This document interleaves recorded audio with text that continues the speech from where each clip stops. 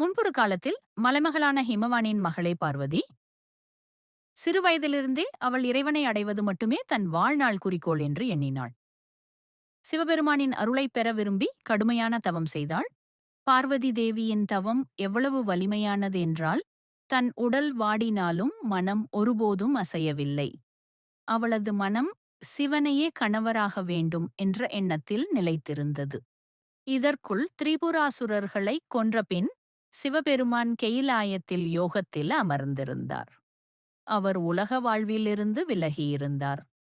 அப்போது தேவலோகம் அசுரர்களின் தாக்குதலால் கவலைப்பட்டு சிவன் மறுமணம் செய்ய வேண்டும் என்ற முடிவுக்கு வந்தனர்.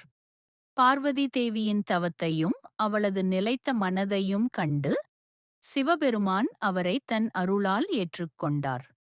விஷ்ணுவும் தேவகணங்களும் கலந்து கொண்ட மிகப்பெரிய திருமணம் நடந்தது. அந்த நாளில் பார்வதி தேவி சிவபெருமானுக்கு மாலை சூட்டும் தருணம் மிக முக்கியமானது. அதுவே இப்போதைய படத்தில் தெரிகிறது. சிவனும் பார்வதியும் இணைந்ததால்தான் உலகம் சாந்தியடைகிறது.